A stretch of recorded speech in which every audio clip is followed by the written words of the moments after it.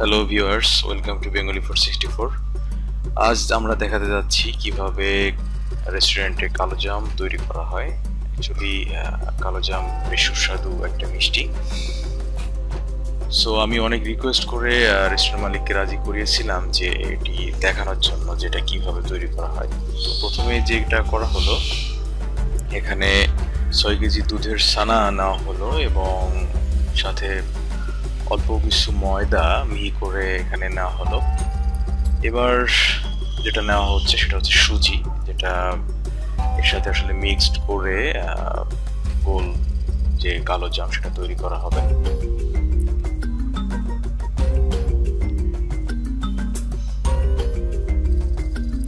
So এখানে সুজি নেওয়া হলো। সুজি নেওয়ার পরে যেটা নেওয়া হবে সেটা হচ্ছে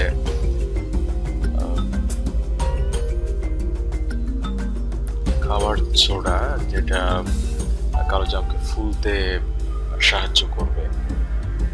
তো খাবার সোডা নেওয়া হচ্ছে পরিমাণ মতো, যে এখানে যেহেতু 6 কেজি দুধের ছানা এবং পরিমিত হচ্ছে সুজি বা আমরা ময়দা নেওয়া হয়েছে, এখানে তার উপর বেস করেই মূলত এটা নেওয়া হচ্ছে খাবার সোডা।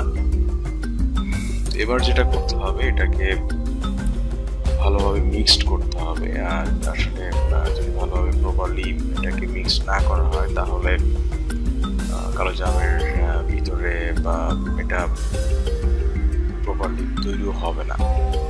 সো এখানে অল্প কিছু পানি দেওয়া হচ্ছে। পানি দিয়ে ছানা, ময়দা, সুজি এবং খাবার সোডা এটার উপর এটাকে মিক্স করা হচ্ছে ভালোভাবে। ঠিক ততক্ষণ পর্যন্ত এটাকে মিক্স করতে হবে যতক্ষণ না এটা ভালোভাবে সবকিছু মিশে না যায়।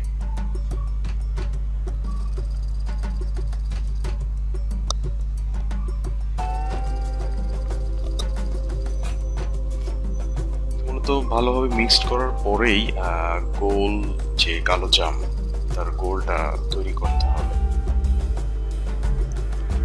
মূলত বলা যায় যে কালো জাম, তারপর গোলাপ জাম বা চমচম, এটার প্রসেসটা কাছাকাছি। তবে কালো জাম যেটা, এটাকে আপনাকে গোল তৈরি করে প্রথমে তেলে ভেজে নিতে হবে, তারপর চিনি যে শিরা বা রস তারপর এর ভিতরে ডুবিয়ে রাখতে হবে। আর রসগোল্লা বা চমচম বা গোলাপ জাম যেটা বলেন, এটাকে জাস্ট গোল তৈরি করে সিদ্ধ করে তারপর আপনি চিনি যে শিরা তার ভিতর আপনি ভিজিয়ে রাখলে হবে। মোটামুটি মিক্সড করা হচ্ছে। আরো প্রয়োজন হচ্ছে পানি দেওয়া হলো এটা মিক্স করার জন্য। অলমোস্ট এখন তৈরি হয়ে গেছে যে মেইন যে মন্ডটা।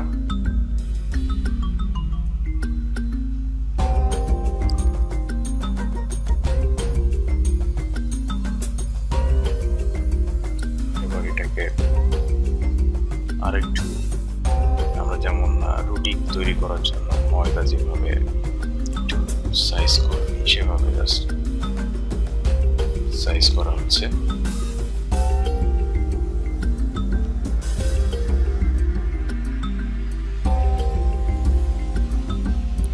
এবার আপনি এখানে প্রথমে যেটা করা হচ্ছে যে ছোট ছোট টুকরা করে নেওয়া হচ্ছে। তারপর যেটা করতে হবে, টুকরাগুলোকে ভালো শেপ দিতে হবে।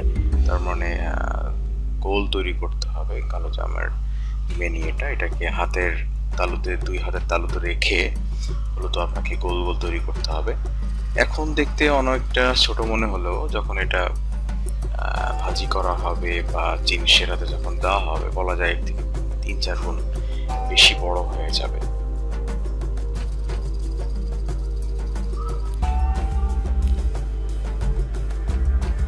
এভাবে প্রপারলি গোল তৈরি করতে হবে কালো জামের জন্য।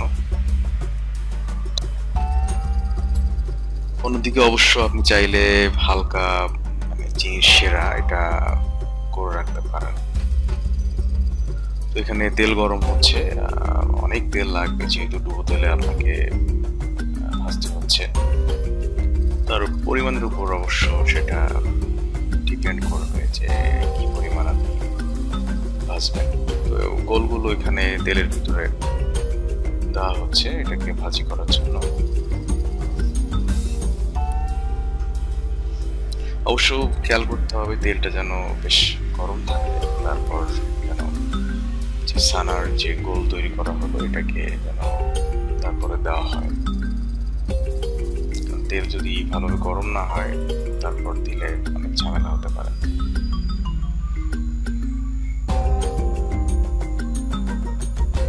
সবগুলো গোলা এর ভিতরে দেওয়া হচ্ছে।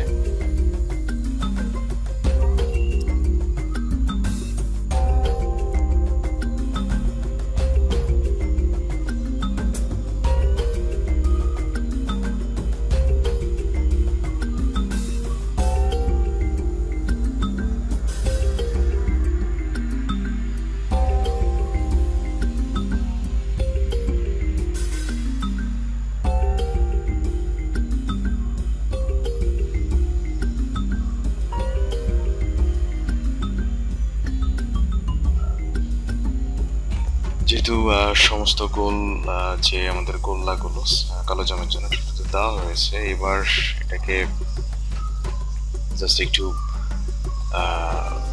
ব্যালেন্স করা হচ্ছে যেন তলতে আমাদের যে পাত্রের তলাতে লেগে না যায়।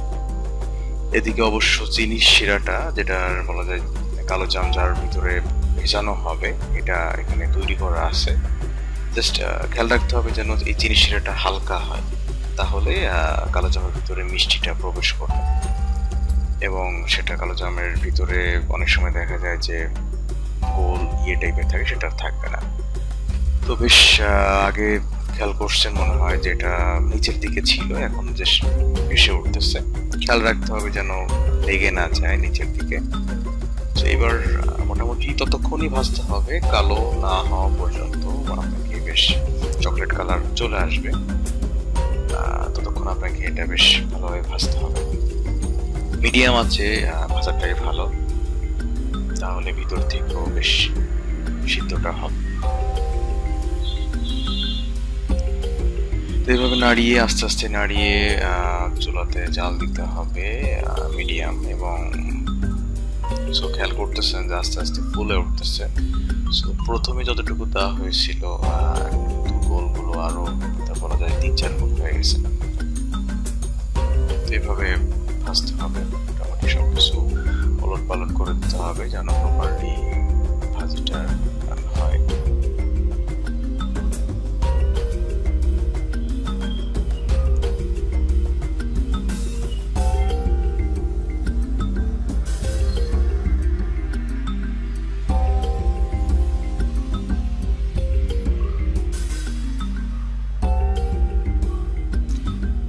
খেয়াল করতেছেন আপনারা যে মোটামুটি একটু বাদামি কালার চলে আসছে, গোল্লাগুলো বাদামি কালার চলে আসছে এবং দেখতে বেশ ভালো লাগছে আগের থেকে অনেক। যেহেতু এটাকে কালো জাম তৈরি করা হবে, সো এখনো অনেকক্ষণ মোটামুটি ভাজতে হবে।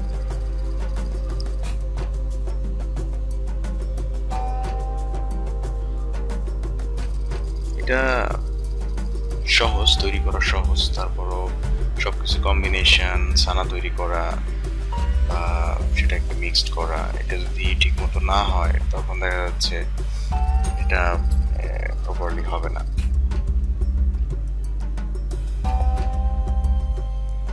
এটাকে মোটামুটি ভাজতে হবে। কালারটা বেশ সুন্দর একটা কালার চলে আসছে। হ্যাঁ, এখন দেখা যাচ্ছে কালো জাম হওয়ার পথে, বলা যায় যে 90% তো আমাদের হয়ে গেছে। বেশ সুন্দর একটা চকলেট কালার চলে আসছে, বলা যায় অনেক সুন্দর একটা কালার।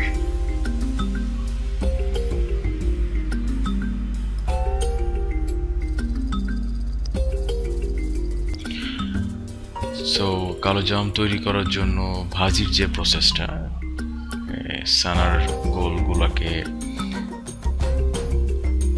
মেনলি রেডি করার জন্য, সো সেটা হয়ে গেছে। এখন যে কাজটা করতে হবে, এই গোল্লাগুলোকে চিনির যে সেরা, এখানে চিনির সেরা এখানে করা আছে, তাহলে বলা যায় চিনির যে ঝোল, এখানে হালকা করে অবশ্য এটা করতে হবে। চিনির এই শিরাটা আপনি বেশি গাঢ় করলে মেইন যে মিষ্টিটা কালো জামের ভিতরে প্রবেশ করবে না, সো এটা খেয়াল রাখতে হবে। এই শিরাটা একটু পাতলা করতে হবে। সো এখন যেটা করা হচ্ছে, মূলত যেগুলো ভাজি করা হলো এগুলাকে চিনির শিরার ভিতরে ভালোভাবে ডুবিয়ে দিতে হবে, যেন মিষ্টিটা কালো জামের ভিতরে প্রবেশ করে।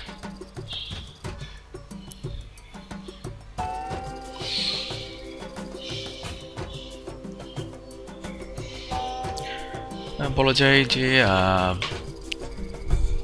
যদি প্রপারলি পেতে চান 4 থেকে 5 ঘন্টা।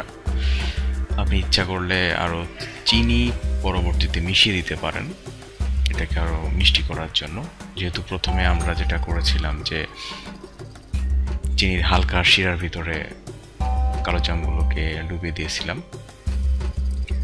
সো মোটামুটি চিনির রস কালো জামের ভিতরে যাওয়ার পরে আপনি চাইলে আরও চিনি এখানে মিশিয়ে দিতে পারেন। এখানে শিরাটা বেশ গাঢ় হবে এবং কালো জামটাও খেতে আরো সুস্বাদু হবে। তো এইভাবে বলা যায় যে আপনাকে যদি প্রপার টেস্টটা পেতে হয় তাহলে 4 থেকে 5 ঘন্টা এইভাবে রেখে দেওয়াটাই ভালো। তাহলে কালো জামটাও বেশ মিষ্টিতে ভরপুর হয়ে যাবে।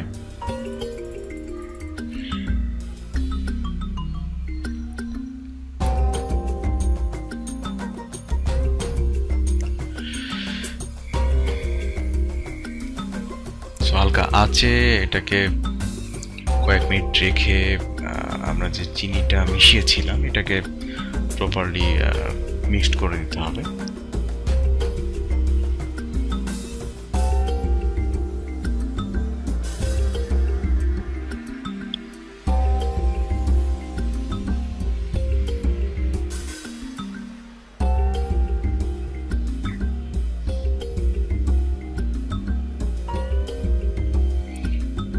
এখন অবশ্য চুলা থেকে নামিয়ে ফেলা হয়েছে। আমরা একটা সাদা একটা দেখতে পাচ্ছি। সো এটা আস্তে আস্তে অবশ্য ঠিক হয়ে যাবে।